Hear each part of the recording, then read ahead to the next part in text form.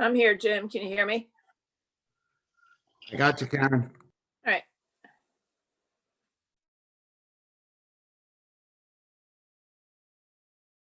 Can you hear me? Loud and clear, Lynn.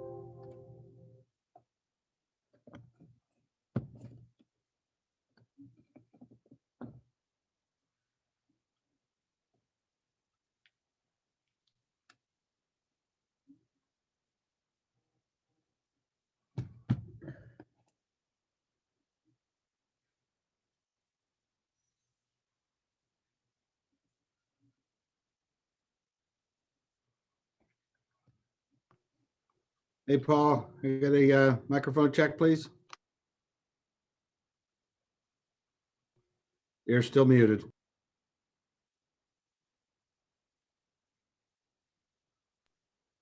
Yeah, we can't hear you, Paul. You're muted.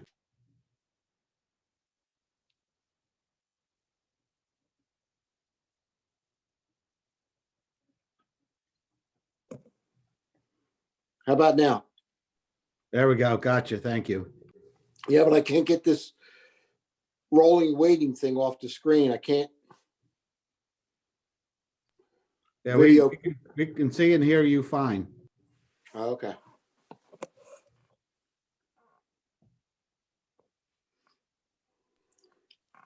Hi, Scott and Barbara. I see you over there.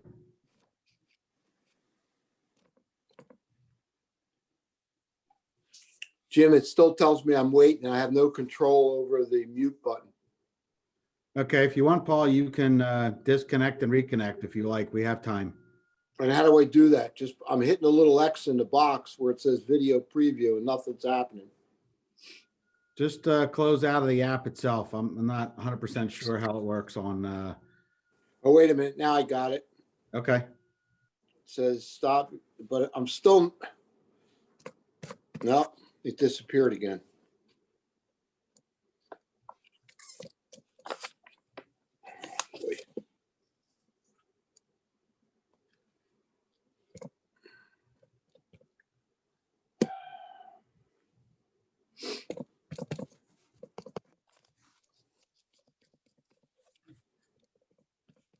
No. I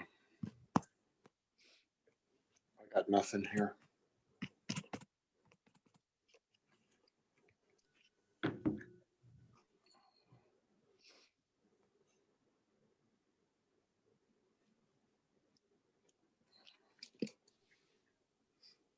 Jim, can you hear me? Yes, Neil, I have you loud and clear. Thank you. All right.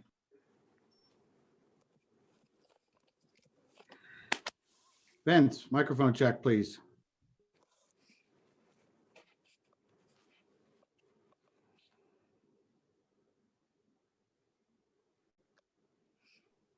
You're still muted, Vince. Thanks, I appreciate it. Mine didn't say mute, it said connecting, so I guess I wasn't officially connected.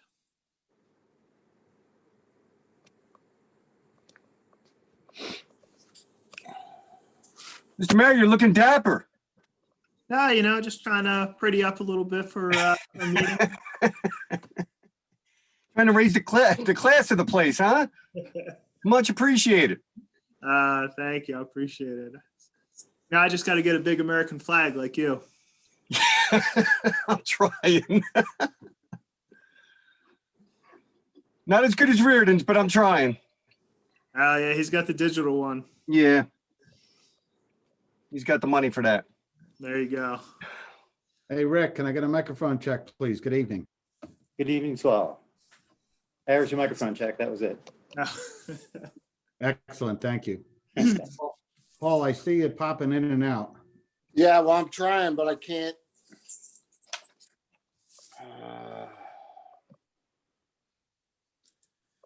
I can't get the video preview off the screen. Okay, we can see you and we can hear you. All right, well, let's leave it like that then. I just can't see you because I got a big white box with a waiting sign and my video. Okay, It won't let me get past that point. As long as you can hear me. yes, sir. Okay, thank you.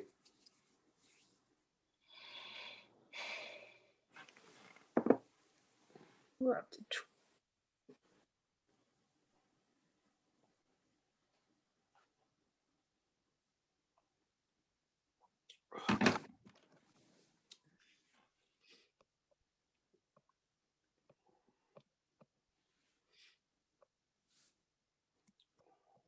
Chief Flat, I got you in the meeting. Thank you for coming. No problem, sir.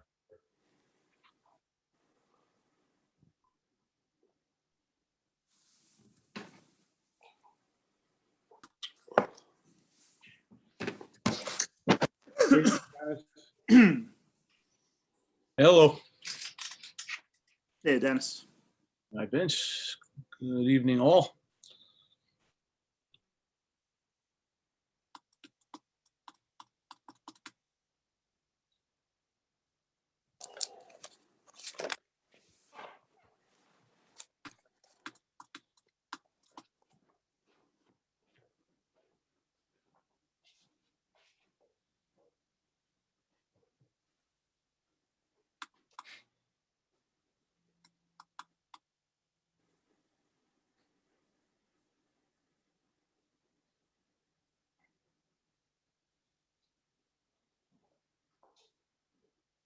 I think we're just waiting for Councilman Reardon, Mayor. All right, perfect.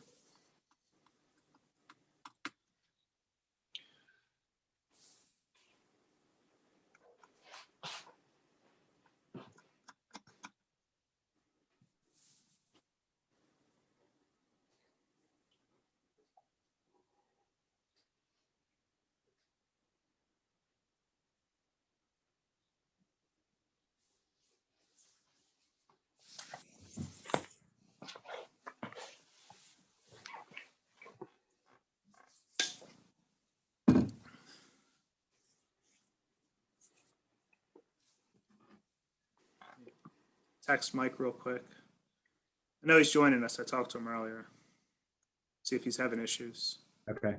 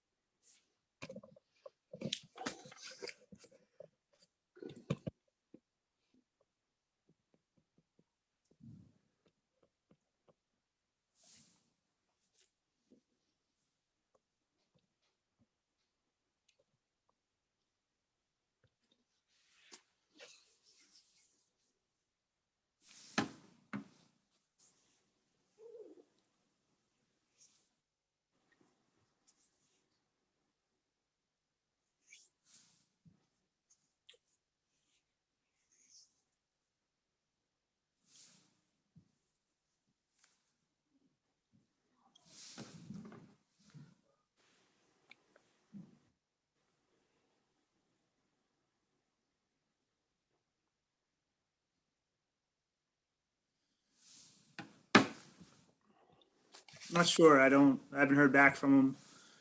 Maybe we can get started and then he can join us. Good. He told me he'd be on at 5. I spoke to him. He was roughing the game. Yeah.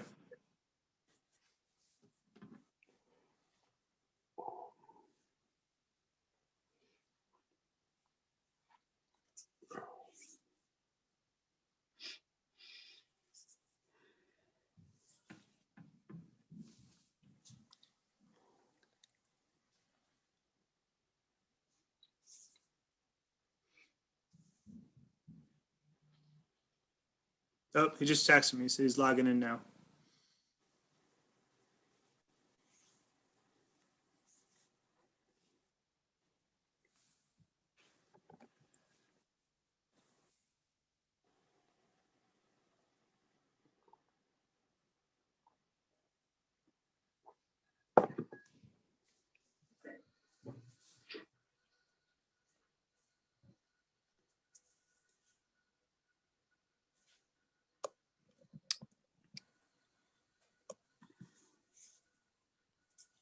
Okay, I just let him into the meeting. Should be a few seconds and we'll have him. Perfect, thank you.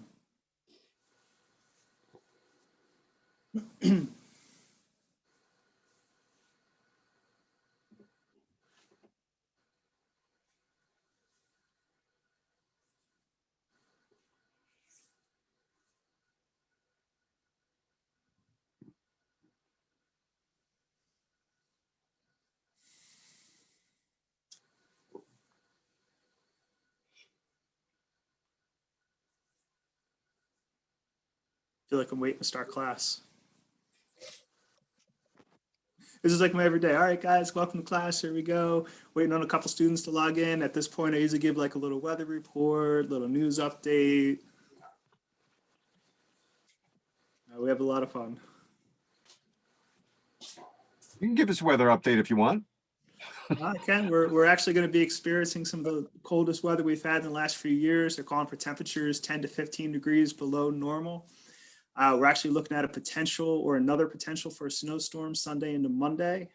Could be another nor'easter. They won't know until that storm actually makes its way onto the East Coast. Once it makes landfall, we can get some better weather data from it.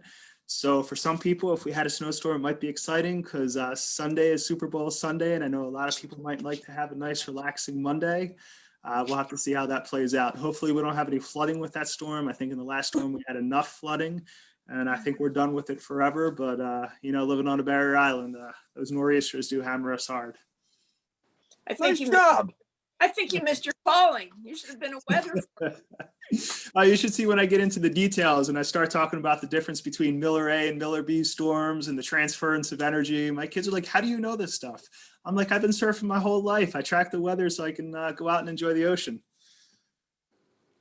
I'll get my little weather maps going. I like draw them on the board at school. My kids get a kick out of it. I've gotten really good at drawing the East Coast.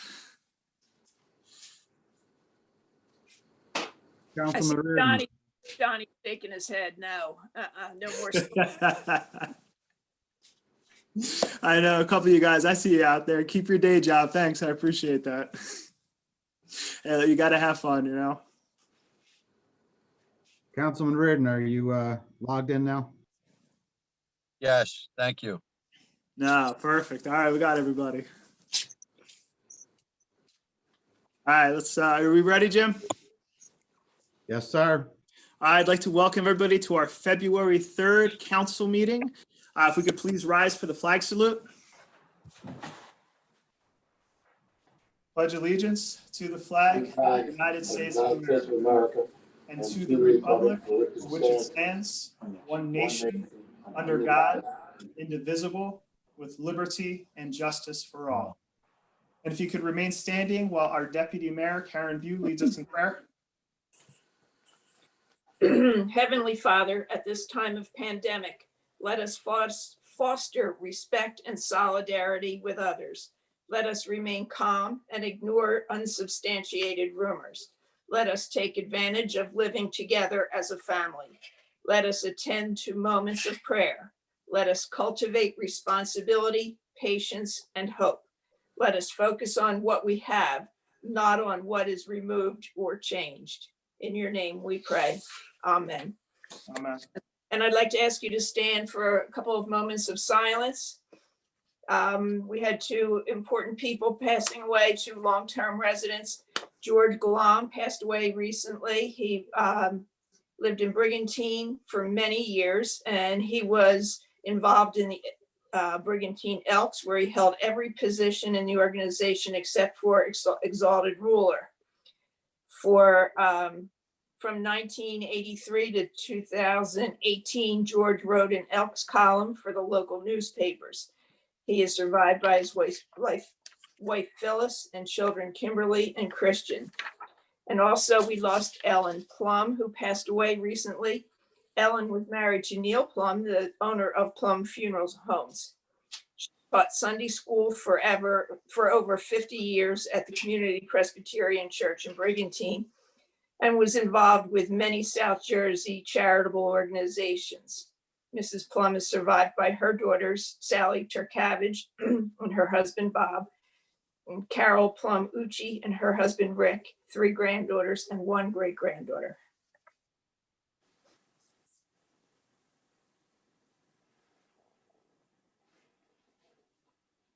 Thank you very much.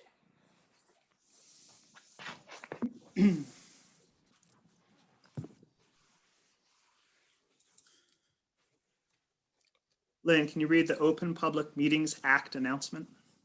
This is to advise the meeting notices covering this meeting have been sent and posted as required under the Open Public Meetings Act. Thank you, Lynn. Next up on the agenda is executive session, but we don't have a need for the executive, so we're going to skip that tonight. And then we need approval of January 20th council meeting minutes and January 6th and January 20th executive session minutes. Can we have a motion and second? So moved. Second. Any questions or comments? Seeing none, can we have roll call? View, Yes. Lettieri, Yes. Haney, Yes. Lucre, Yes.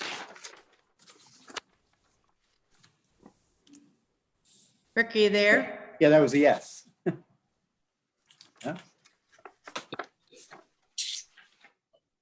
He's here, Lynn. He said, Yeah, yeah. Rick said yes. Kane, Thanks. Yes. Reardon, Yes.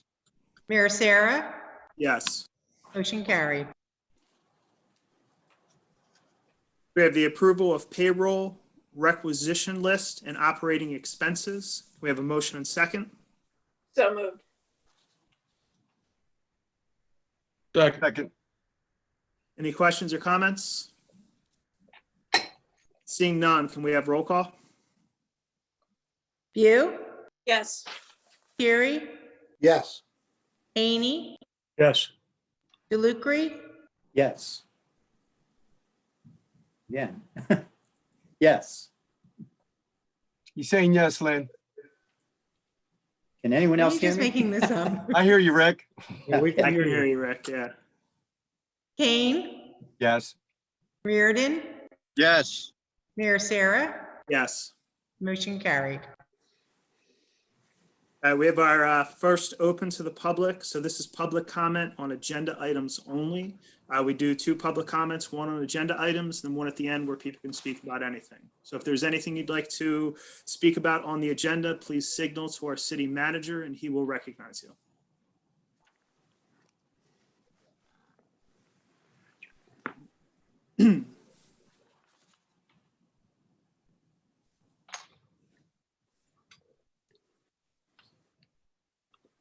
We're clear, Mr. Mayor.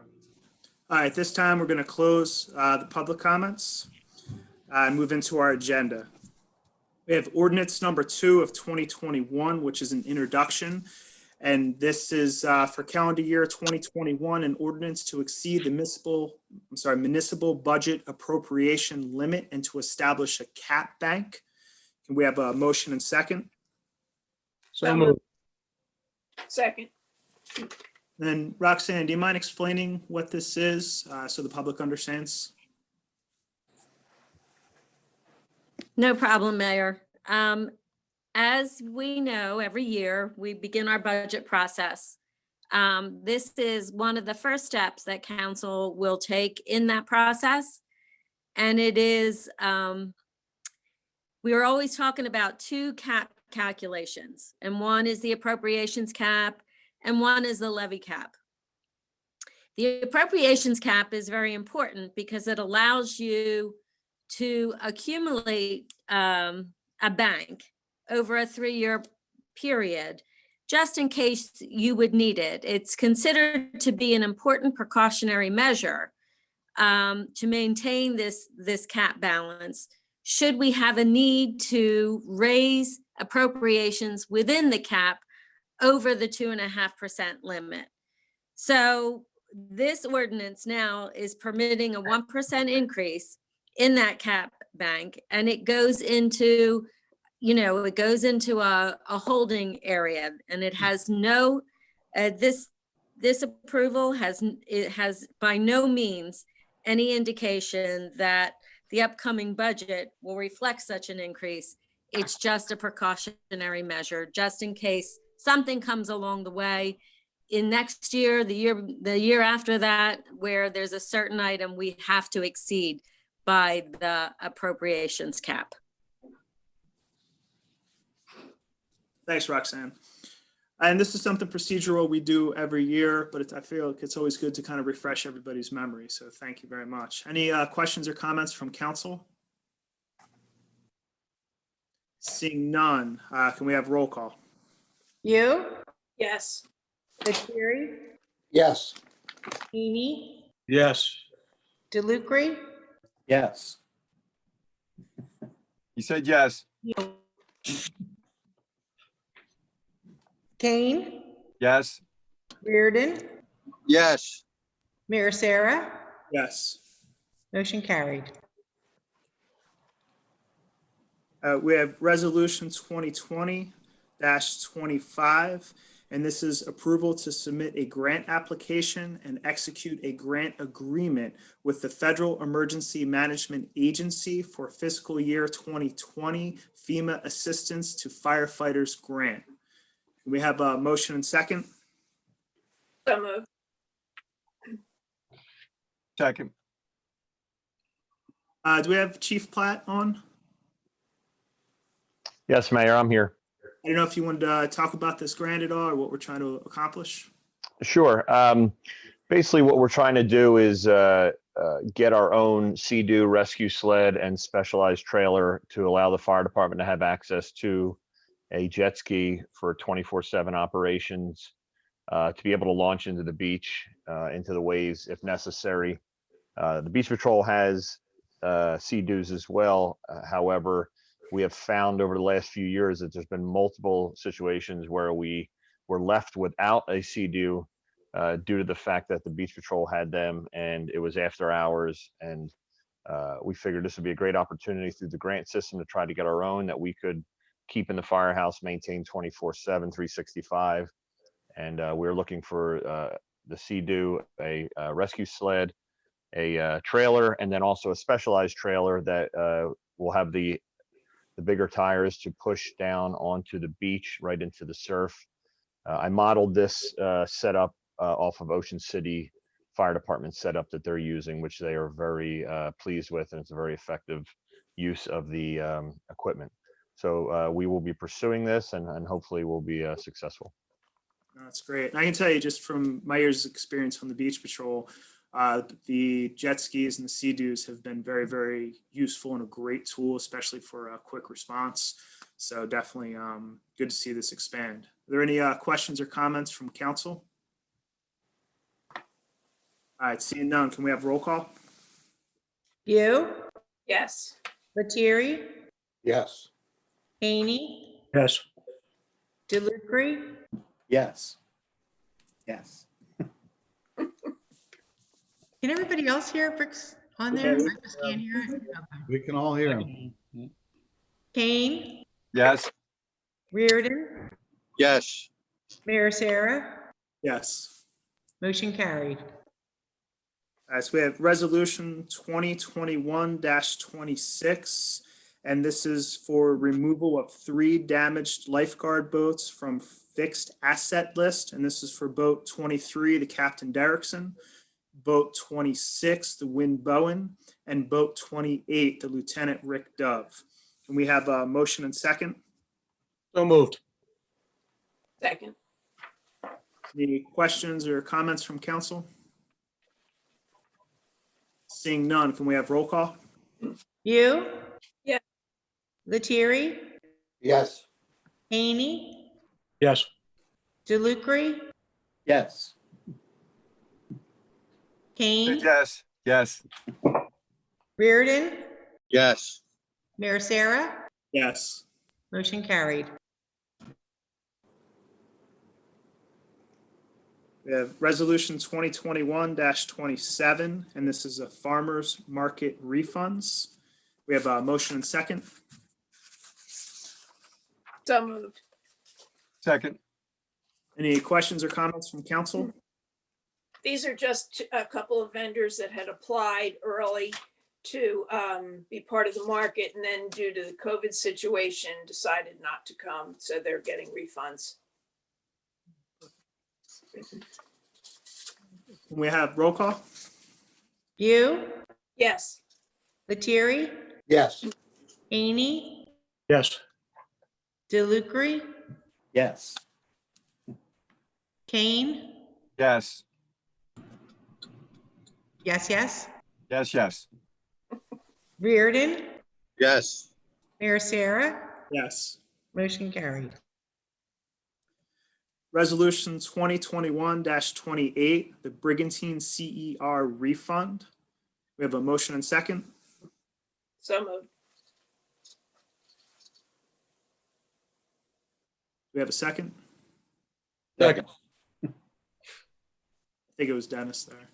All right, any questions or comments from council? Seeing none, can we have roll call? You, Yes. Lettieri, Yes. Haney, Yes. DeLucre, Yes. He said yes. Kane, Yes. Reardon, yes, Mayor Sarah, Yes. motion carried. I really like the teamwork going on here. Getting a little relay, helping out the fourth ward. All right, so we have our council manager committee discussions. Jim, do you have anything for us?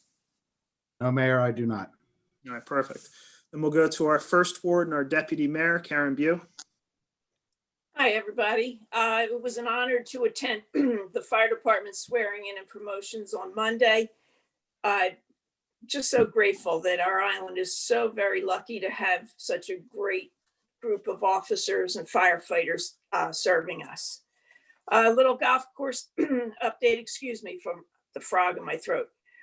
Tomorrow is a pre-construction meeting with the contractor we hired to repave the cart paths on the front 9. We're looking forward to getting that project going. It's been a much needed project that we're hoping to get completed as quickly as possible. I understand some golfers were out even on Sunday playing in the snow. I saw pictures with snowflakes all over them. They loved it. They had a great time. I'd like to also thank John Doring for taking me for a ride on the front beach this afternoon to check out the damage from this week's northeaster. I couldn't believe how far the Christmas trees that Public Works put up on the north end, how far they traveled south. We saw them back down past 38th Street where they blew, they floated, they were driven by the tide down that far. He assured me Public Works will be putting them back up at the north end. But it's amazing how well our dunes held up. As bad as the beach looks, the dunes really are still very healthy, and they did a great job in protecting our island. And after reading Stu Farrell's report to us yesterday, his annual beach report, I think it's time to start looking into some possibilities of planning for the future. Some more beach replenishment, I think, is really going to be necessary pretty soon. And that's about all I have. Stay well, stay warm, and we'll see you in a few weeks. Oh, and happy Valentine's Day, everybody. Let's go to our second ward councilman, Paul Lettieri. I have no comment at this time. I'm reserving my comment for later on in the meeting. All right, sounds good. Our third ward councilman, Dennis Haney. Dennis, you're muted. Thank you. All is quiet in third ward. Just a couple phone calls and emails taken care of. Nothing major. Maybe I'll have something to report on CER next meeting, because we will have our first meeting of the year coming up. And I just wanted to give speaking of recreation, I just want to give a shout out to a whole bunch of, it was just a slew of our Brigantine street hockey players who put together their own lake a couple weeks back. And man, did they put on a show. There was a lot of families down there watching, And these kids were, the bulk of them, close to all of them were like on our all-star teams at one point or another. And they had the final championship game went into triple overtime. So it was really something. It was entertaining. You could have just about charged tickets for that, tickets for admission to that if you wanted to. It was that entertaining. And speaking of hockey, this I actually was going to mention something last meeting, but it's probably more appropriate that this weekend, a little segue, this meeting had a little segue. Vince, you were talking about speaking to your high school students with Martin Luther King Day and everything, Dr. Martin Luther King. So this, on February 18th, a hockey player by the name of Willie O'Ree, who's known as the Jackie Robinson of ice hockey, he will have his number 22 jersey retired at TD Garden in Boston. Amazing accomplishments by this man. His number 22 will go up in the rafters with the likes of Bobby Orr and Phil Esposito. And he really had to overcome a lot. And on top of everything they had to overcome, being the first Black hockey player to actually play in the NHL, he was also legally blind in one eye. He actually got struck, it's a little known fact, but he got struck with a puck one time. And so talk about really overcoming a lot. And he still made it to the NHL. It was down to and if I'm going to give a shout out to Mr. O'Ree, I'll give a shout out to our own area's Art Dorrington, the Art Dorrington Foundation for Youth Hockey, which is a lot of for disadvantaged youth. And I had the pleasure of meeting Mr. Dorrington in over at Atlantic City Skate Zone when my son played there. And he did a lot for our community. He also went into law enforcement. He worked for the Atlantic County Sheriff's Department after he retired from hockey. Mr. Dorrington was the first player to actually sign an NHL contract, and that's something of note as well. So just little hockey news, little hockey stuff there. But a big shout out to all those kids once again, going back to Brigantine kids and all their parents for showing up. Thank you. Perfect. Thank you, Dennis. Let's go to our fourth ward councilman, Rick DeLucre. Thank you, Mayor. A sort of fourth ward comment. As we all know, there's a lot of work going on the boulevard, and it's got a lot of workers and equipment in the area of the median. From what I see when I've traveled in and out of town, people are being pretty good and pretty conscientious about going slowly and staying as far away from the workers as they can. And I applaud that, and I encourage people, please continue doing that, because the work's very important, and we certainly want to do everything we can to let the work be completed before summer, if at all possible. On the subject of before summer, those of us who grew up at the shore, and really those of us who have been at the shore for any length of time, you kind of get into the mindset that winter is something more to be survived than enjoyed, because the summertime is where it's at. As it happens, because of COVID-19, this particular winter is now about, 14 months long. But all good things are happening, I think. The vaccines are coming out. If we just keep being smart and being careful, the end is in sight, I think. So again, I just want to encourage people to do that. And my final note is really a question, sort of a concern, I guess. Throughout the entirety of this Zoom session, Mike's face hasn't moved at all. I'm wondering if he's okay. Mike? His lips haven't moved either. Might have to roll a rescue over there and check him out. Perhaps he could report on the front beach conditions. It appears that's where he is. That's all I have, Mayor. Thank you. Perfect. Thank you, Rick. Let's go to our councilman at large, Neil Kane. I don't have a whole lot to add. I want to congratulate Lieutenant Colonel Captain Fragoli on their promotions.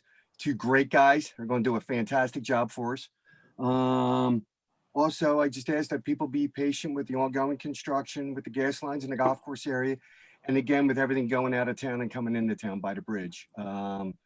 Just to touch on what Rick was saying, just be patient, and it's going to be well worth it in the long run. Other than that, that's all I got.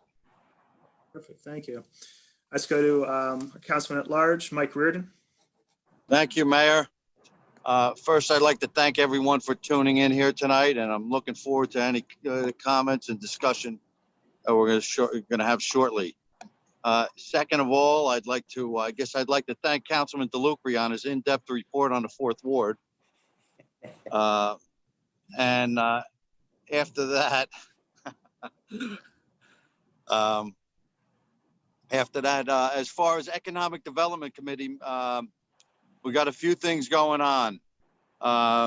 We've been approached for a couple new businesses coming up in this, well, one coming up soon in the spring. I just got to finalize some details and we'll be able to release that information. It's going to be very good for Brigantine. Something else coming up in the future we're working on. After that, we have issues with the lighthouse.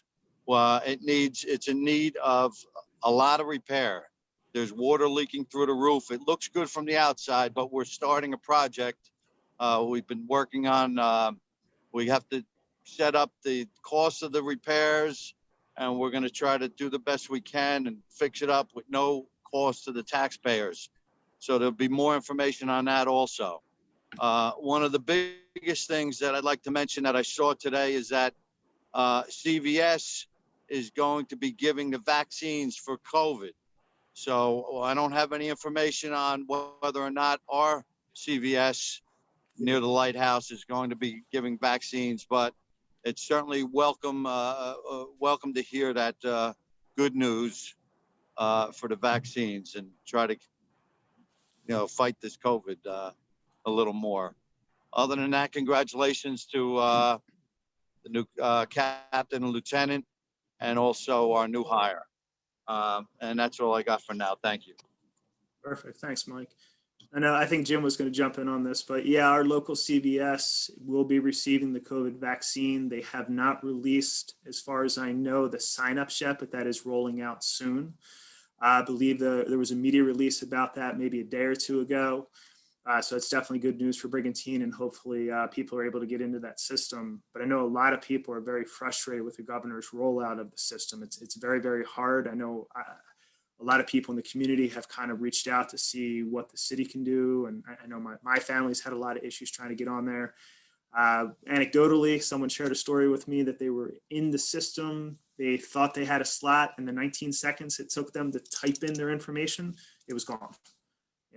Yesterday, I think there was another issue where some people were able to get in the system. They had it I guess it's like a lottery system. You log in and at a certain time it goes live, and everybody who's in the queue gets assigned a random lottery number.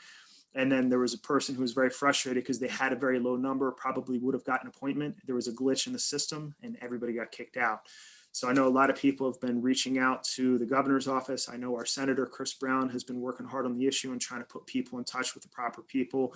So we're trying to, work through this and obviously try to direct people to our state officials and to Chris Brown's office to see what can be done to try to streamline this process. But it has been very frustrating.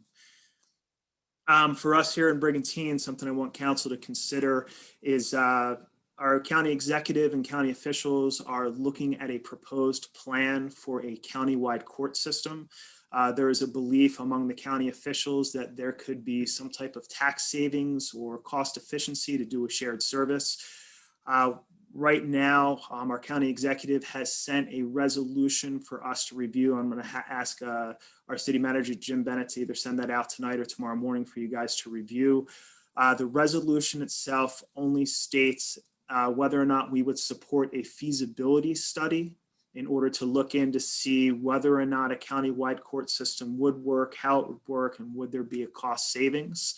There is money, I believe it's either $130,000 or $150,000 that is available from the state of New Jersey to study shared services.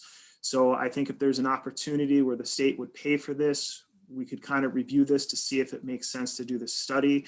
But at the same time, too, before we move forward on any kind of county court system, it has to make sense for Brigantine.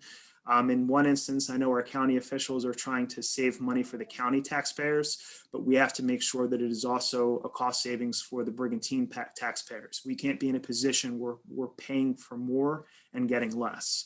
So I would be really interested in seeing what this feasibility study shows and how a countywide court system would impact Brigantine.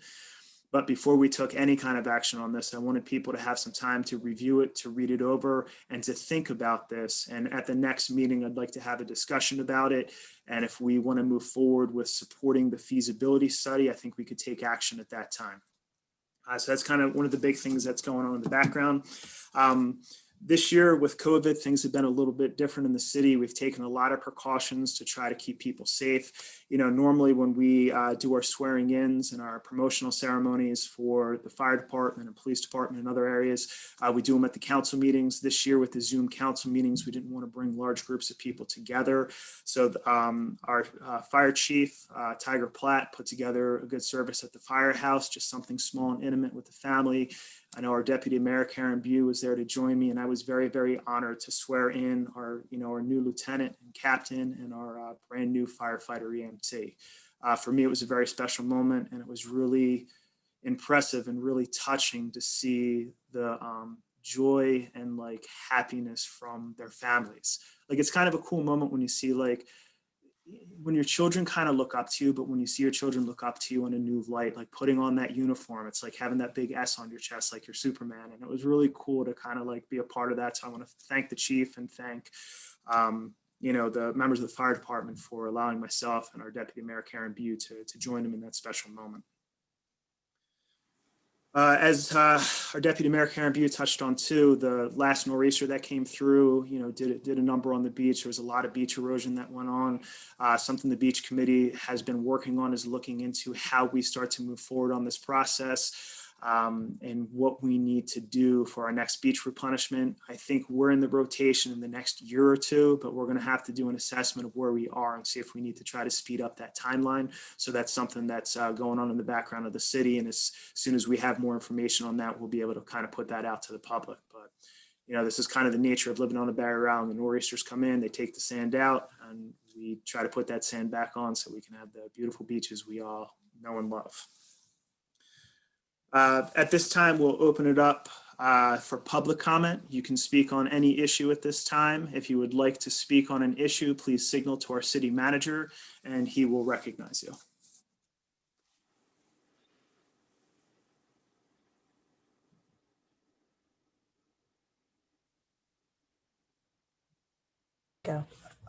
Ladies and gentlemen, my name is Mike Marino. I have a condominium at 1301 East Brigantine Avenue, unit number 2. I see on our screen there are several other of the condo owners here tonight in this meeting.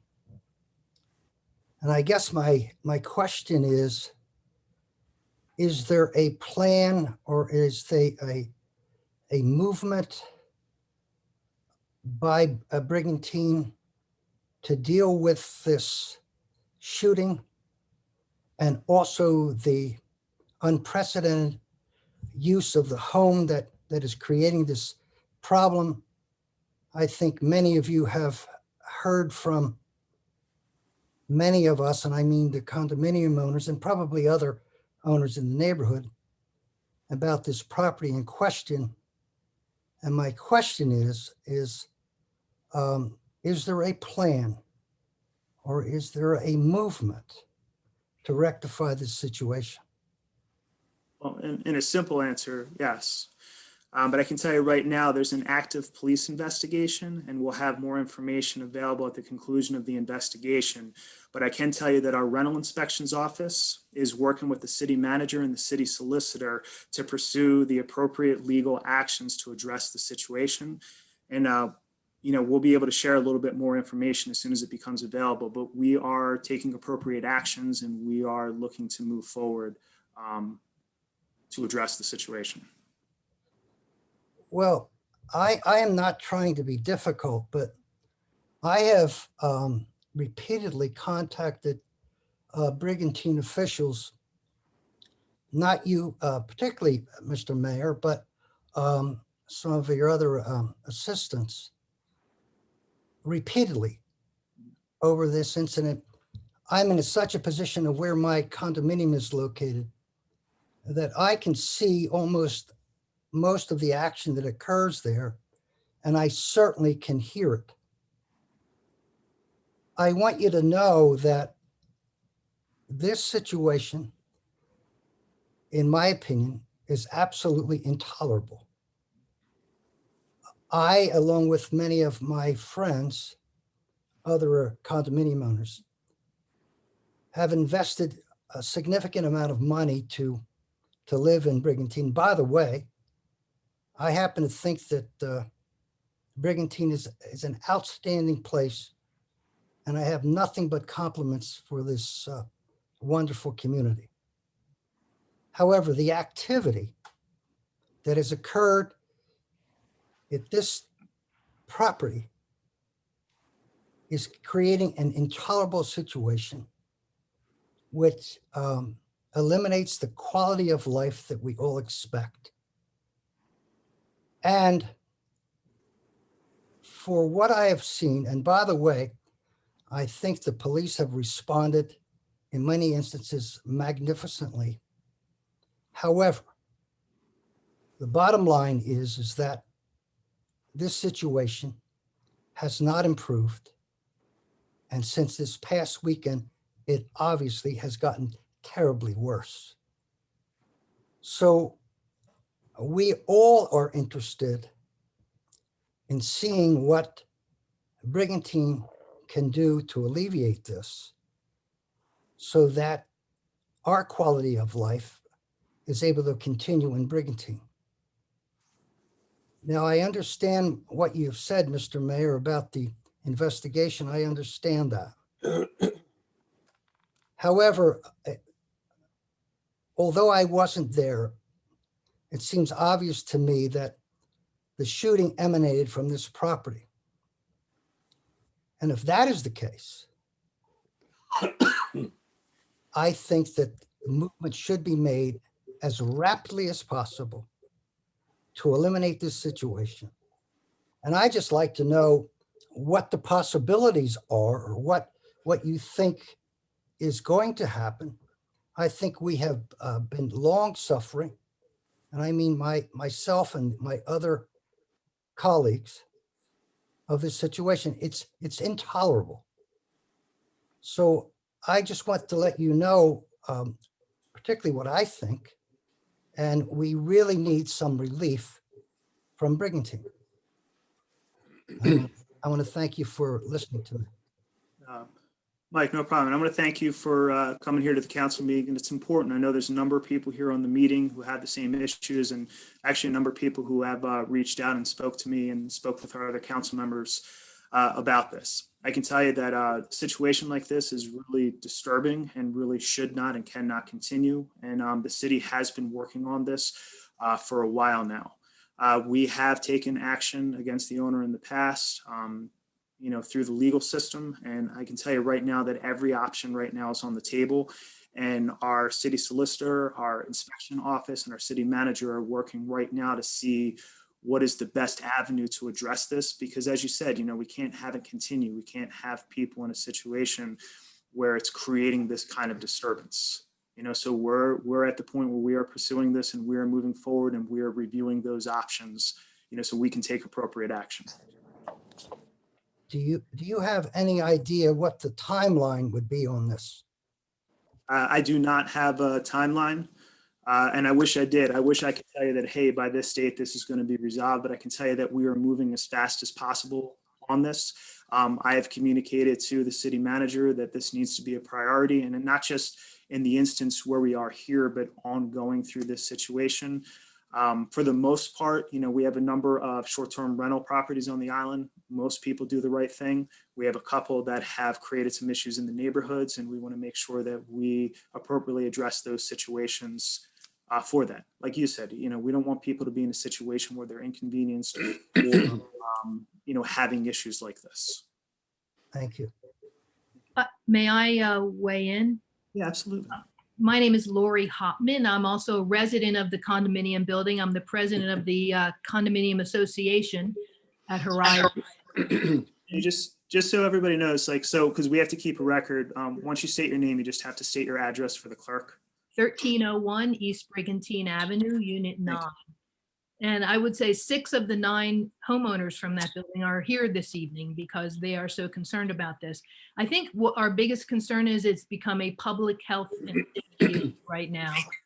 Over the summer, we've had lots of public health and safety issues with this building, with large parties, COVID type parties, people parking in our parking garage, creating a a really dangerous hazard for our residents. So we really appreciate anything you can do. We have been in contact with the owner and the owner's daughter, who is the host of the property on VRBO, to no avail, just lip service from them. So, you know, I know it's a difficult situation to,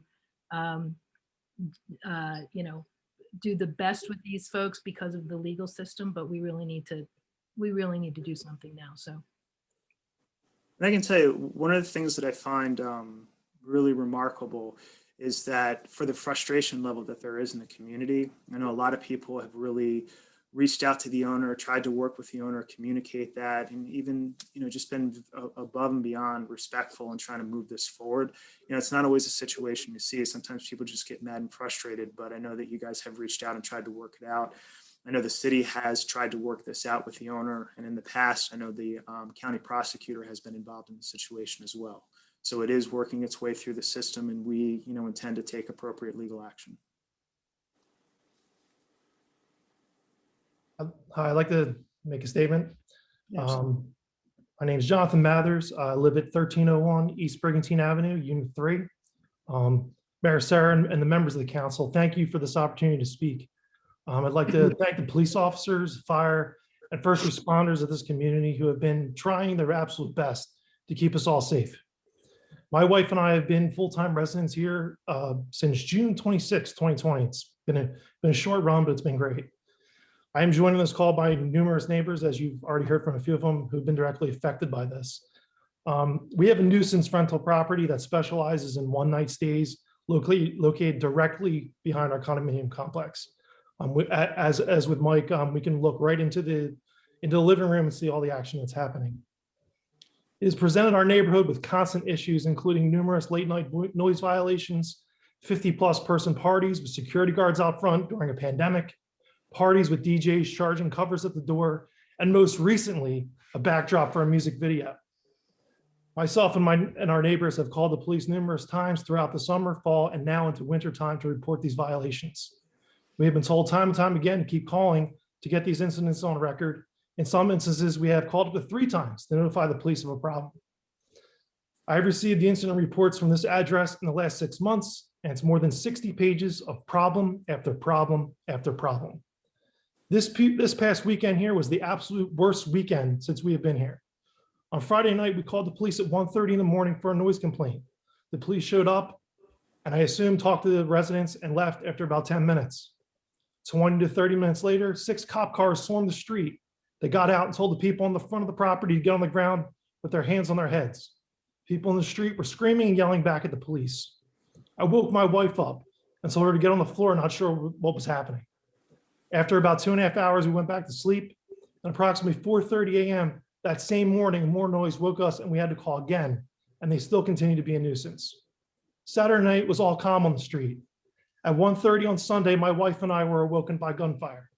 My wife and I hit the floor. By the time I got up to call 911, the police had swarmed the area and with guns drawn. Our little piece of paradise here on the north end had become a war zone. We have been in total shock ever since. We have lost sleep, we have trouble working the next day, and just been fed up with the situation as a whole. And quite frankly, it's absolutely unacceptable. This property, time and time again, has been a nuisance and has continued to be allowed to be a rental property. As a community, we've been told to keep doing our part by calling the police time and time again to get this nuisance on record. And I warn my wife, our neighbors, that something bad is going to happen if this doesn't get handled sooner rather than later. And here we are, gunfire and 2 people shot in the middle of our street. As of 3:45 this afternoon, there are now new set of renters occupying the property. So my question to you all is this: what assurances do my fellow neighbors, myself, and that this rental property will stop once and for all becoming a problem for our community? And will there be a resolution to maybe possibly ban short-term rentals from 1 to 3 night rentals in this city? Thank you for your time. I appreciate it. I can say right now the city's looking at a number of options. And before any of this came up, the planning board is actually reviewing a number of ordinances and zoning laws from other cities to see how we can try to come up with some better solutions for this. So we are in the process of that. I can tell you a big part of it too, especially, you know, when you look at a legal aspect, it's one thing when it's city council, it's one thing when the police are involved, but it takes it to a whole nother level when the community is calling the police, when they're reporting it, and it really gives credibility and gives some weight to the situation. And what's sometimes hard is like what we know and what we see, you know, sometimes when it ends up in court becomes difficult to prove, but it sounds like the community has really done their part to lay the foundation, which will hopefully put the city in a stronger position in order to take appropriate action. Can I just add something? My name is Michelle Sundermeyer, 1301 East Brigantine Avenue, unit number 8. All of the above conversations are all we've witnessed. We've bought a year ago, last July, and we have children and grandchildren. And all the things in the beginning were nuisances, the loud music, the parties. But now it's become a big safety issue. And that's the biggest thing. I fear for our children, I fear for our grandchildren and ourselves and the other people in the community. So something definitely has to get done. My name is Susan Vigilante. I'm been at 1301 East Brigantine Boulevard, Unit 9 for 20 years. 20 years. We used to visit friends and we bought this place because we loved it so much. We loved the peace, the quiet, the beach, and the people. And I mean, Brigantine has really great people. Over the last 5 years with this house at, 219 North 13th Street, it's been nuisance. You know, we've learned to live with it up until this year. You know, last year we've gotten earplugs to drown out the noise, the parties, the bad language. We've moved and slept in the front of our house because the ocean drowns it out, and sleep on the couch. You give up after a while. We've learned how many times we have to call the police to get it ranked up to a higher level of visibility with the town. You know, John and Becca were the first people that we've known there that are there all the year round. And you can imagine the texts that go back and forth between all the residents. You've got 8 units in that building where the bedrooms face that building at 2019. We haven't been down for 2 weeks, to be honest. I'm fearful to go down there this weekend because first of all, I don't want to have to sell this place. It is paradise. We love Brigantine, you know, we love it. I really don't want to get shot during my sleep. And you've got 8 bedrooms and 16 people whose bedrooms face that building. We definitely, we're trying, you know, by getting you all involved, and Becca and John have done a great job, and you've got Lori, the president, on. I mean, if there's anything else we can do, we're on the 3rd floor and we see right in the hot tub and the 30 people who are body to body during COVID, really hot times. So whatever we can do to help, please let us know. This can't go on. It's totally out of control. And we really do appreciate the police and everything. And we know that it's all takes a long time, but 2 people were just shot. I don't want somebody to die. And thank you very much for listening and allowing us to get on. We love Brigantine and you guys are doing a great job, but we need help. Oh, absolutely. And listen, we are all here to help you. And I will tell you that we are very grateful for, 1, all the work that you guys have done, and 2, just coming here. It's important for people to come together. 1, for you guys to kind of voice this council, but 2, for, you know, people in the public to understand the situation that's happening down there. You know, because people hear anecdotally what's going on, but it's one thing when you hear the anecdote, it's another thing when you hear directly from the people involved. And this discussion is so important. Is there anybody else who wanted to speak? Yeah, my name's Rick Sundermeyer. Can you hear me? We can, Rick, yeah. You need to state your address. 1301 East Brigantine Avenue, number 8. As John pointed out earlier, he has 60 pages of police reports and from various things that have been going on since the summer. That's just in 6 months, 7 months. And we keep getting told, oh, we're getting stuff together so we can, you know, and we've put stuff together and we're working on it.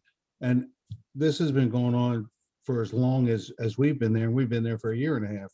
And I just wonder how long is it going to take? Is it going to take until someone gets killed?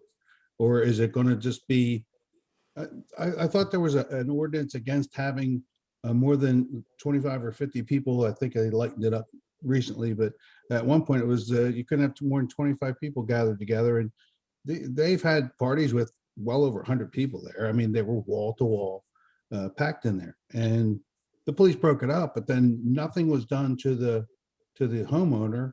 I don't think he received any fines or anything because he's still doing it. It must be pretty profitable for him. Well, actually, what you're referring to, especially with the things that are going on, the county prosecutor actually got involved, and actually there were fines that were levied against the owner. And that's part of the process. You know, there was complaints, there was an issue. The county prosecutor got involved, went to court, and now we're at the next step of that. And as I said earlier, you know, one of the things we're really working on is, you know, what are the legal avenues that we can take? You know, and that's really where we're at now. We're working with the city manager. We have our inspections office involved. We have our city solicitor involved, and we want to make sure that we take the appropriate action to bring a proper resolution to this. You know, as we said, you know, we're all on your side. We don't want this nuisance to continue, and, you know, we're going to take the appropriate course of action. My name's Robin Mama. I am a resident at 1301 East Brigantine Avenue, Unit 6. My husband and I have been at Brigantine, you know, owning this condo since 2011. For many years, we didn't have a problem with this house, but as you can hear, there's a lot of frustration with all of us around what's going on. We all want to be able to enjoy the properties that we have. We actually also have Unit 1 as well as Unit 6. We own 2 condos, and we rent out the bottom one. I think it would be really very helpful to know what really do we do next. Let's say we're all there this weekend, and this happens again where there's noise and there's a party. Again, we call the police. Is that going to be enough, or is there something else that we can do in the meantime to help you with what you're doing, to assist the police, you know, or to assist any of the other offices that you have working on this, to just bring this to an end and get some closure on this? I mean, you see that we're all involved. You see that we're all wanting to do something. Give us some direction as to what we can do besides coming down and continuing to call the police every weekend or every night because of this house. I mean, there should not be rental people in there right now. I mean, it shouldn't be rented, but it is. So just please ask, you know, let us know what we can do. Thank you. Absolutely. My name is Matt Kwazaborski. I also live in the unit 1301 East Brigantine Ave, Unit 4, next to Becca and John. Yeah, I think I've been renting since August. And I think it's ridiculous that the law system cannot shut them down to be renting things, at least during this time while a police investigation is going on. I think that at least there should have been a moratorium on the rentals up until we figure out what happened or how this keeps happening. And the second thing, today is what, February 3rd. This incident was January 31st. What's it going to be like come May, June, July, August, September? You know, we're having shootings here in the wintertime. And the fact that they're still being able to rent while an investigation is going on is really ridiculous. I do want to thank the police both nights, you know, and woke us up to see what's happening going on. It's been a very great response, but my neighbors tell me all the time how much they have to call. I'm fortunate enough to stay on the ocean side, so I don't hear much of it, but, you know, I know they can, you know, they tell me all the time, they're working all day. They have a hard time, you know, doing their work, completing their tasks and things like that. And I wish right now the action should be from some level of city government that they should not be allowed to rent while an active police investigation is going on until we get to the bottom of this. So again, I'd like to echo everyone's statements, like, what do we have to do? 60 pages of complaints over the year or since the summer, and nothing's happening. You know, so hopefully there can be some action. And the other thing we want to know is, like, how is that going to be communicated to us, that the action and what the next steps are? You know, we understand, Mr. Mayor, taking the actions, and we believe you, but how do we find out the results of these actions moving forward? Is there a public forum? Is there something that we posted on a Brigantine City website, municipal website, and things like that? So that's all. Thanks a lot for your time. Absolutely. I guess I would have to defer either to our city manager or city solicitor, because I'm not sure when it comes to criminal investigations and legal action, I don't know how we notice on that. So if one of you had an idea, and sorry, I just don't know that answer. May I make another comment? This is Mike Marino again. I'm not trying to upstage anybody, but there are many options open to you folks. And it doesn't have to be criminal. You can file a complaint against this owner under the theory of a nuisance. And a court can shut them down. Now that's a civil matter. That's not a criminal matter. And that can be done. Now, I'm not trying to impose my thoughts on this, but there are many civil things that you folks can do.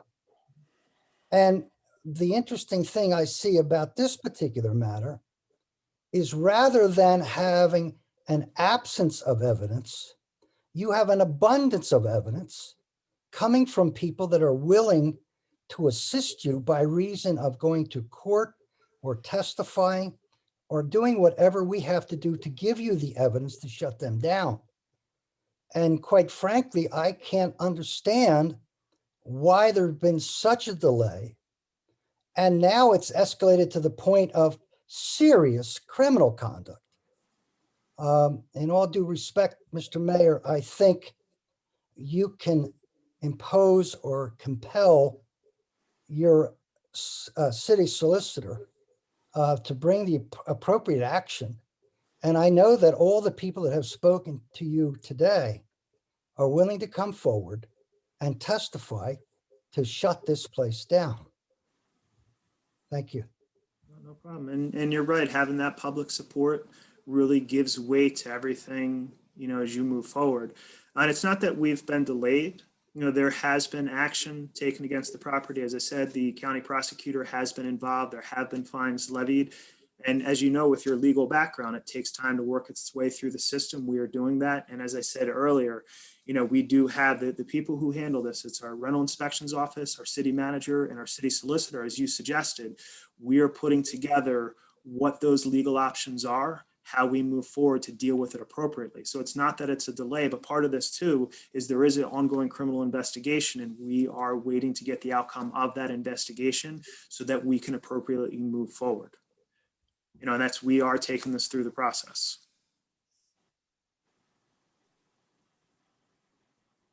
Can I speak now?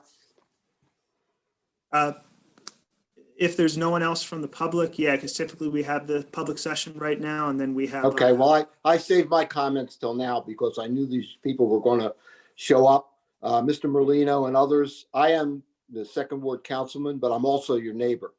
I live halfway down the block, and I have photographic records, videotapes of all this that's been going on, okay? I was the one that woke up and called 911 out of my bed at 1:30 in the morning when the 5 shots were fired, okay? And the police responded beautifully, okay?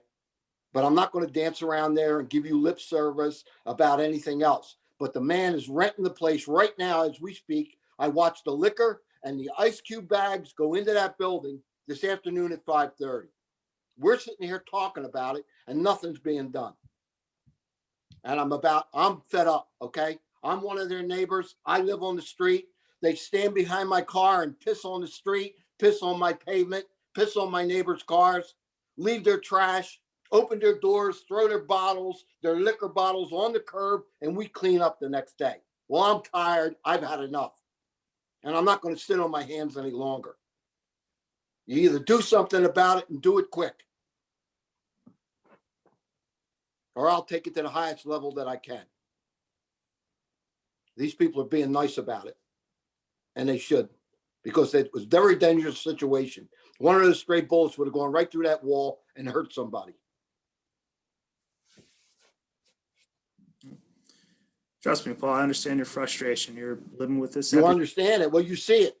We were at that meeting the other night when I brought it up, and you played it down. Oh, he's got cameras and he's got security and he's got sound systems that he listens. Well, where was he at 1:30 on Monday morning? Where was his sound system? Where was his security department? Where was his cameras? So again, Paul, this is all part of the process, and I know you want things to happen faster, but we are taking this through the legal process. We are taking appropriate legal action, and all of those statements, it's not downplaying. That was a result of the county prosecutor being involved, taking it to the next step, and that's The what- sheer fact that he's a nuisance should be reason enough to shut him down, that it's a nuisance. Forget about the parties. Forget about the fact he's got 50 to 100 people in there. Forget about the fact that he's running a speakeasy where he's charging $100 a head for people to go in there and drink and eat and be entertained, and strippers and everything else that goes on in that place. Okay? And nothing is said or done about that. And the man continues to put money in his pocket. And what does he care? Charges an extra $500 if they have a party. That's more money in his pocket. Now he's my neighbor, and I didn't want to complain in the very beginning, but this is ridiculous. I even heard from the previous owner. We never had problems with the previous owner when he owned it. People rented the place. They rented it for a weekend, a bachelor party, a bachelorette party, an anniversary, something. Okay. But very seldom do you see families go in and out of there. It's always a one-night stand, and he can't tell you that he doesn't know what's happening. Nobody rents a place for one night unless they're having a party. It's a speakeasy. The Liquor Control Board should be called. There's a lot of things that we can do, and we're not doing it. And it has nothing to do with a criminal investigation. Well, again, I'm going to tell you that we are working on the situation, and I know that it's not happening as fast as you would like it to happen, but we are. There has been action taken, and we're still moving forward. This has been going on since January, when they shouldn't have had short-term rentals at all. And now you're threatening other people who have rentals, and they depend on their rentals to cover their taxes, to cover their mortgage, and these people follow the rules. But you got a few like this guy who continues night after night, 6 rentals in 9 days, 6 different rentals in 9 days. It's just not right.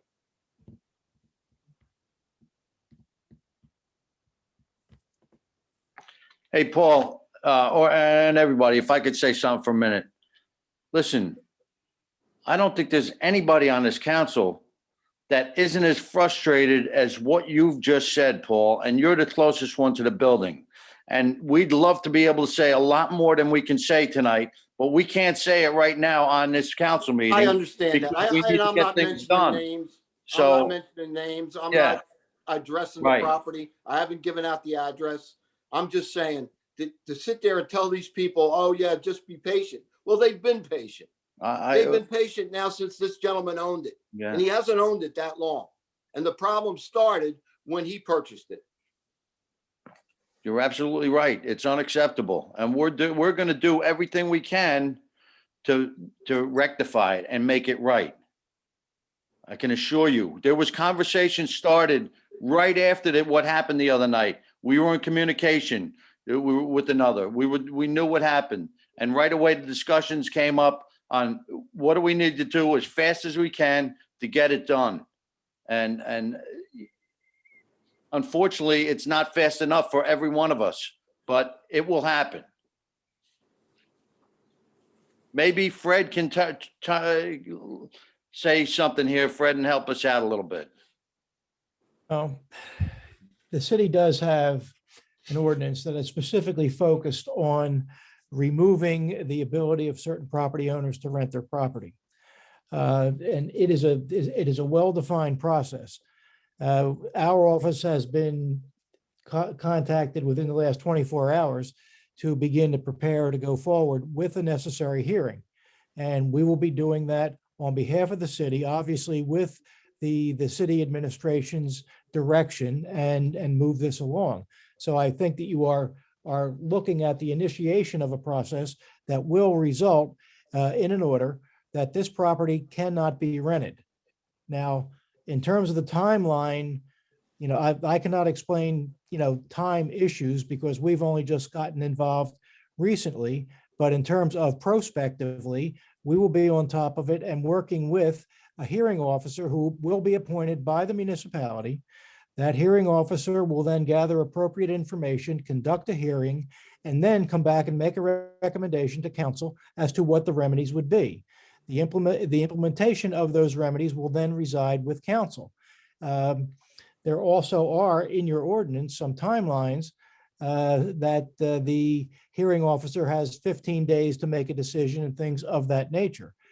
So we'll be overlooking all of that, but that process, as of the last 24 plus hours, has been affirmatively initiated, and we're available to implement that ordinance on behalf of the municipality and get to a point where a decision can be made to terminate the property owner's ability to rent. That is the remedy that we are involved in.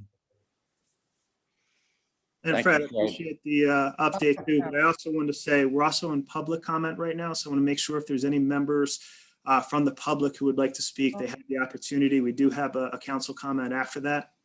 So if there's any members from the public who wanted to speak, and then we can keep that process going, and we can come back to council comments. Mr. Mayor, may I speak to your solicitor directly? May I just make a comment to your solicitor? Sure, go ahead.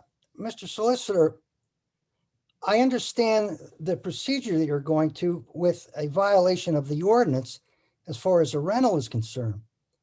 But at least in Pennsylvania, we could bring an action that has nothing to do with your ordinance about rentals, but from the standpoint of a nuisance, and shut them down as you would shut down a bar or anything else that is a nuisance in the neighborhood.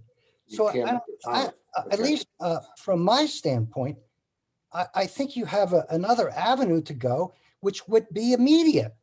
And you would therefore, you could call on any one of us property owners to come and support that. And I don't think you'd have a problem convincing some judge that the place should be shut down. You gotta just log on, and then once you're logged in, then you can request to speak. Mr. Marino, I hear you, and there may be other ordinances, or not other ordinances, but other remedies that are available. But that is not the one that we are confronting at this point in time. If council tells us to look for other remedies, that would be the filings within Superior Court, we can do that and review that. That's just not what I have been presented with at this point in time. At this point in time, I've been presented with an enforcement matter that springs from our ordinance. Yes, sir. But you're the solicitor for the community here. You, using your legal ability, understand that you don't have to follow the ordinance, that you could bring an action today and shut them down, or at least start the legal machinery going and call on any one of us to be your witness. Mr. Marino, if my client engages that, I'd be glad to have an appropriate conversation. I respect your opinion, sir. I respect your opinion, but that's not the direction that I have been given. Isn't there a reason that you could suggest that to Brigantine officials? They seem to be willing to help us. As I have Why said, don't you suggest that course of action? Mr. Marino, I will have appropriate conversations with my client in the appropriate spots. I mean, I unfortunately, sir, I cannot engage with what you are suggesting in a public forum, but I will have the conversation. And as I have said to you, and again, Mr. Marino, I respect your opinion. We have been involved in this for 24 hours with the intention of enacting the remedies that reside in our ordinance. That's where we are.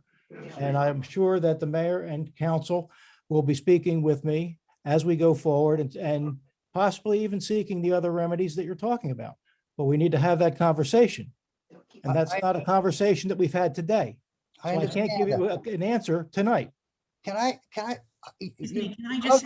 You puzzle me. You just said you've been contacted in the last 24 hours? Mr. Marino, if I could interrupt you for 1 second, our city clerk's trying to get a hold of us. I just want to make sure everybody knows there's a 5-minute time limit for each speaker. Okay. Yes, could I get in? Sure. Stephen Fromm at 204 13th Street North. Absolutely. Yes, we're permanent residents here. We've called in this past year dozens and dozens of times over this house. like Paul said, they leave trash out on the road. The other night when I was talking to one of your officers, they got it on tape where this guy got out of his car and who they thought was the shooter and walked behind my car and peed on it. So now my thought is, I mean, as a nuisance type of thing, I remember when the rod and reel didn't have air conditioning and they made them shut down music until they secured air conditioning. Now there must be something you can say, park a police car out front, leave it there with the lights on. Doesn't have to have a police officer in there, but leave a police car right there. A lot of these guys are gangbangers because I've seen them getting out of their cars with tats on and wearing colors. So we had one where they got out of the car, dumped a bunch of trash, and my wife says, "Don't say anything to them. Look at them," you know. And we're like, We're scared. we're scared to call the police over that because they were right in front of our house. And who's going to be calling? The person they dumped the trash on. So next thing you know, I got somebody coming back at us because we went after them. The COVID-19, isn't there something with the governor where they're talking about, unless you're related to, so every person that walks in that house better have a license and the last name better be the same throughout every person that walks in that house. This is a COVID-19, it's a COVID-19 situation in that house, and they're taking it, they're leaving it here and they're taking it somewhere else. It's ridiculous.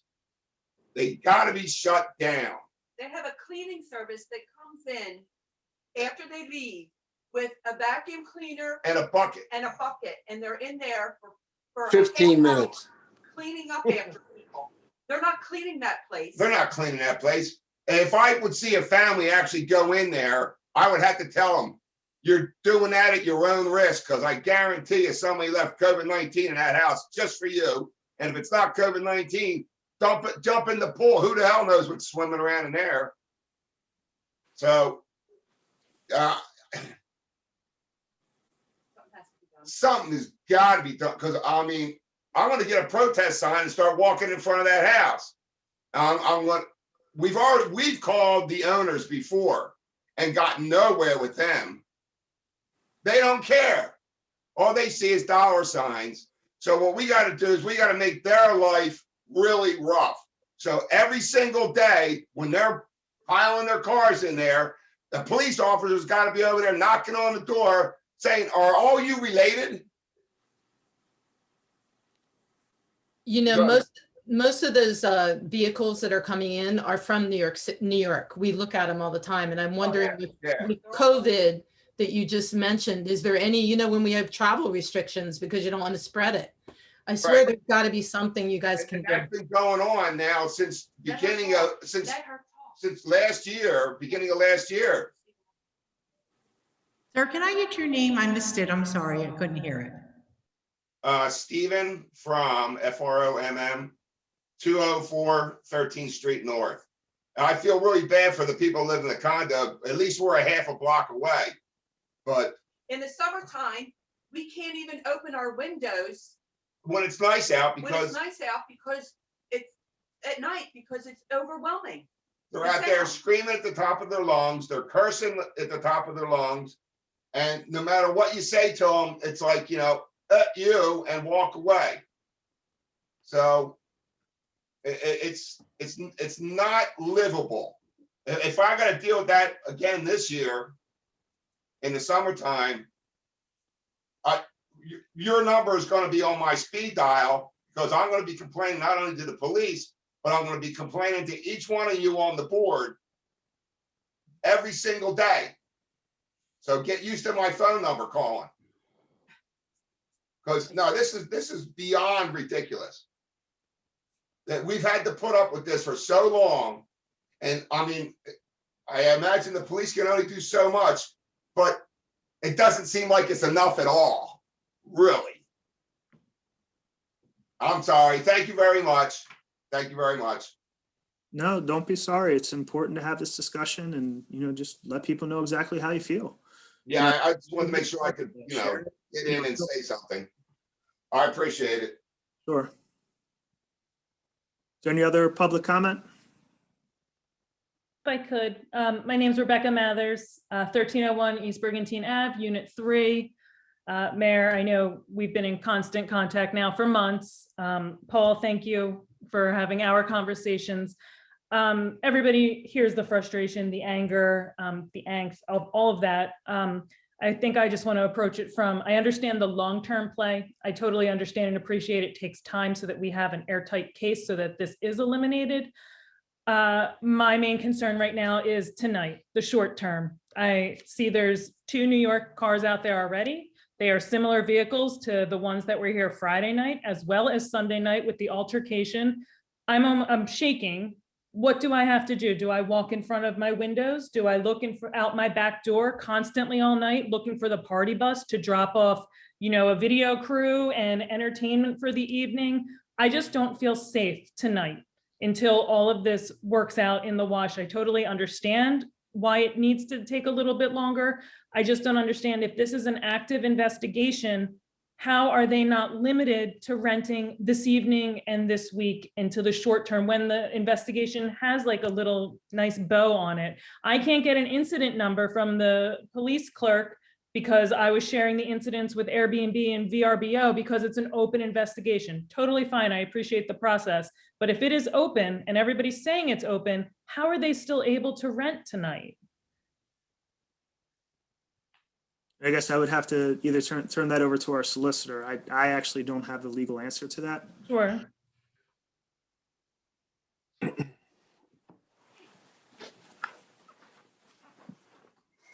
The question is coming to me as to why are they able to be there tonight? Mm-hmm. I mean, the remedy that we have been presented with is one that we will be pursuing, but that result of necessity is not going to be in place for several days. I mean, I'm not saying several weeks, but I am saying several days. I mean, as I said earlier, we have been asked to get involved in this based upon this ordinance within the last 24 hours, and we will. And if we get direction to look at other remedies that are more severe, we will.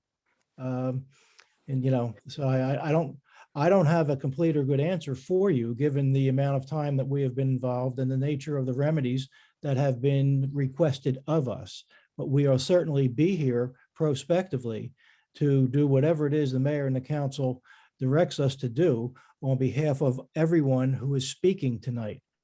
Your message tonight, I suspect, I'm only one person and I'm sitting a little distance away from this, but your message tonight is not falling on deaf ears. You are going to have, I would guess, and I'm speculating a little bit here, from the mayor and this council, a level of intensity that cranks up now and into tomorrow morning. I expect, even, knowing these folks and my client, that we'll have some very intense conversations tomorrow to put together a broader range of remedies than those remedies that we have heard of in my office in the last 24 hours. And we will be available to help this mayor, this council, and this city. So to the extent that you're posing the question to me, that is the most complete answer that I can share with you right now. Okay, I appreciate that. Thank you.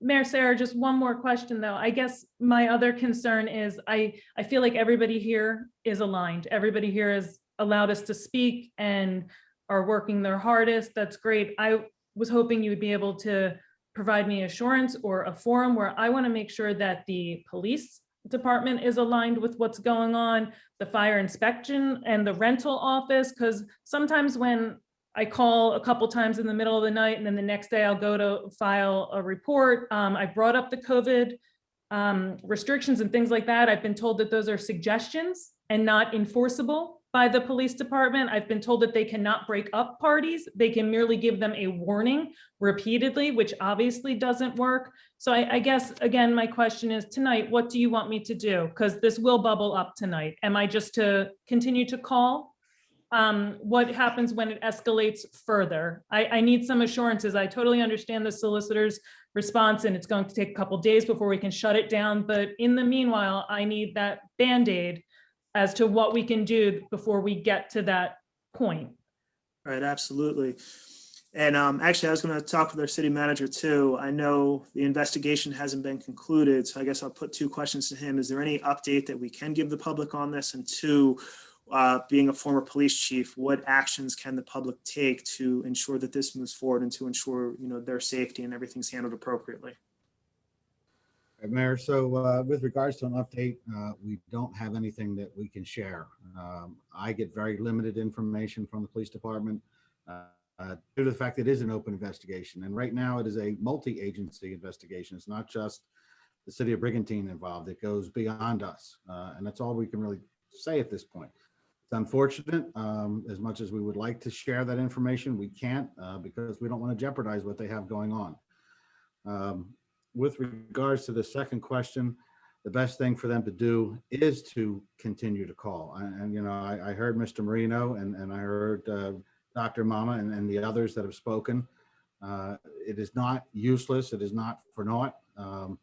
Every phone call that was made and logged into the police department, every incident report from the time we started with this back last spring till now is going to be brought to the table tomorrow or the next day when we have our meeting with the solicitor, as well as the past fines and summonses that were issued to the homeowner. So the idea is, and I know it's probably not the answer everybody wants to hear, the idea is you need to have as much ammunition as possible.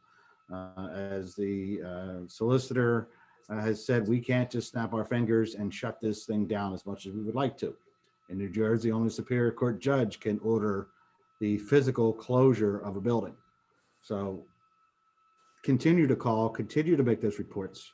I'm not well versed right now because thankfully I'm not the police chief anymore and I don't have to know what the COVID laws are, but continue to make those reports. If nothing else, we know that they have violations and we know that the summonses can be issued in the future or after the fact. So that's the best I could give you right now, Mayor. We really don't have a lot that we can share. Well, one thing too, I guess, in your conversations with the chief, will there be an increased police presence in the area in light of recent events? Oh, there most certainly will be an increased presence from the police department, especially now that we know, thanks to Councilman Lettieri earlier, about the beer and the coolers and the people going in there. You know, I can't speak to the homeowners' motivation. I can only speak to what our employees are going to do, you know, as far as they can. And the high presence and high visibility is going to be part of it. Thank you. That's it. Park a police car out front. They'll sit there in front of. I was actually going to say, I realize that you can't park a car out front of the house. That's harassment. I'm going to speak freely for my my neighbors. You may use our parking lot at any point during all of this. We're on the second floor. Come up the steps, come outside our house. You can stake out and use our property in any way, shape, or form.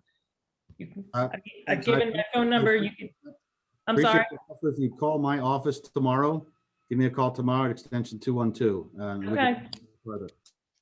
I'll set you up right in the kitchen. I'll make you coffee. It'll be a great night. You can get this fixed away. Thank you very much. And again, thank you so much for all the members of the public who are here tonight. You know, one, for working with us too, and you know, sharing everything, and two, for your patience. I know it's a slow process, but we are working forward with this and taking every action we can.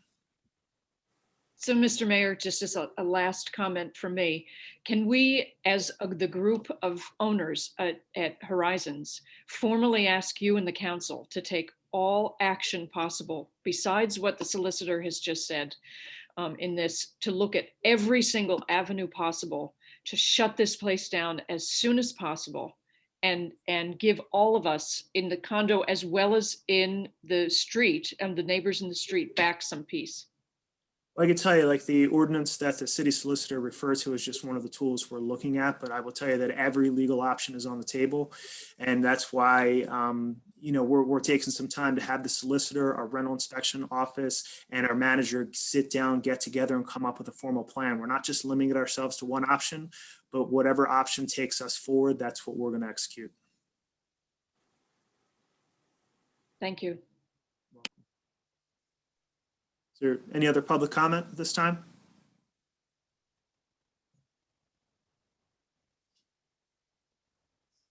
I see none, Mayor. All right, so at this time, we're going to close the public comment. And is there any council comments? Vince, can I have a sec? Yeah, absolutely. All right, so everybody knows what I did for 25 years over in Atlantic City.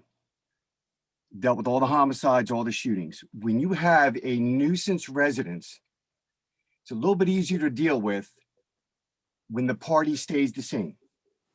People have been living there, they're renting it, or they're there with Section 8. Whatever the case may be, they're there all the time.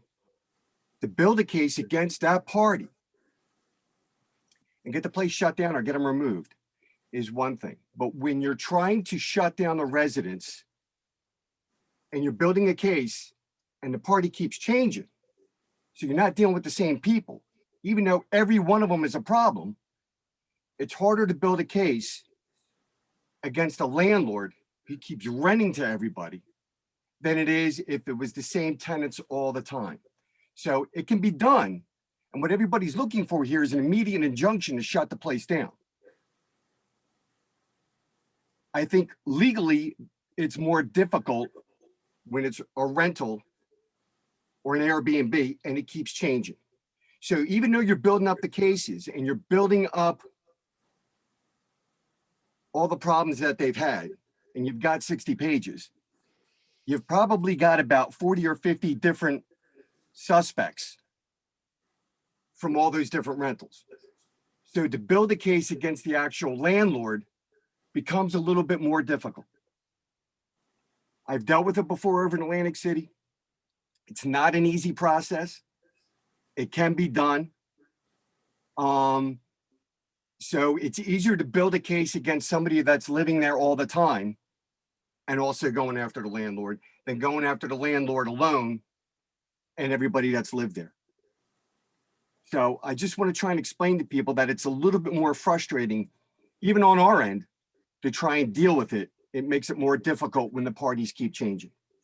As opposed to somebody that's lived there all the time or lived there for 6 months, or whether it be a bar or a restaurant where the owners are on scene and they're there every single night. So I think the circumstances are a little bit different. It can be done, but I think it's just a little bit of a more difficult case to build against the landlord. I don't know the aspects of how the landlord handles it. I'm sure he's got a management team that rents this place out. And of course, the landlord's going to put it on them. And then the management team's going to say, well, listen, we can only screen people so much before we rent it out, you know? So I think we need to get to the nuts and bolts there and get it nipped in the bud. I get it. Everybody's completely frustrated. And like I said, I'm frustrated and I've dealt with those frustrations for a lot of years over in AC, but I just think it needs to be done legally. And hopefully the county prosecutor's office can help us out in that respect, and trying to get some type of injunction together to bring these people some peace. I'm sure they're already working on it, but I'm just trying to explain to some people that as frustrating as it is, it's an incredibly difficult process. That's all. Mr. Councilman, I completely disagree with you. I'm sorry, Mike, we're actually not in the public portion. So you have had opportunity to speak. We're actually in the council portion now. I'm sorry. Mayor? Yeah, go ahead. If I could, obviously, this is really something here in this. We need to deal with this as quick as possible and get it into the highest gear possible. How about, have we contacted Jim Curcio yet, the surrogate? He's the deputy clerk for the judges. Maybe he could give some guidance. I just want to put that out there. We could, he might be able to give us some direction to get this thing on the fast track, like the fastest track possible, hopefully. No suggestion. No, thank you very much. And, Obviously, you know, our solicitor and our manager heard that, so that'll be a part of the discussions. Yeah, and that's not an avenue that I thought of, but maybe they did. Yeah, to help these folks out, yeah. Yeah. So, I mean, I saw, you know, I saw that, but myself, being, having a career in law enforcement and what Neil alluded to, you really feel for these people. And they're going through a lot down here, so just, that's my 2 cents. Thank you. No, thank you. I appreciate it. Are there any other council comments? Yeah, we spent more time worrying about a horse being chased off the island than we did with this issue. Okay? And I, for one, am totally disturbed, as you already saw me, and I apologize for me going off on a rant, but, you know, I've lived this for quite a while. I knew the original owner. I actually heard from the original owner twice in 2 days. What the hell's going on up there? He's down in Florida. And I explained to him, and he just was unbelievable. Never had that problem when he had the place. Rented it all the time. Bachelor parties, bachelorette parties, sorority parties, end of year parties, senior parties. There was never the problem that we have now. Okay? And this guy can say what he wants about whatever he's doing it. And there's many other avenues. There's liquor control. There's the COVID. Beside the fact that there was a shooting, there's too many people in the house. They park on the wrong side of the street. They park in our driveways. They park across our driveways. They litter the streets. There's so many angles that we could go after them for. Even if it's nickel and dime. And, you know, you call it harassment, call it whatever you want, but something has to be done. I mean, you can go and get an injunction against someone, a protective order. I think we need a protective order against this place. That's what we need. And that should be able to be done quickly before a judge. Well, that's what I'm alluding to, Paul. Thank you. Is there any other council comments? All right, seeing none. Is there a motion to adjourn? I'll make that motion. Second. All in favor? You and Rick. Sorry. All right, all in favor? Aye. Aye. I'd like to thank everybody for joining us for our February 3rd council meeting. Appreciate the public participation, and it's great to have everybody involved and great ideas shared here tonight. So thank you again. We appreciate you joining us.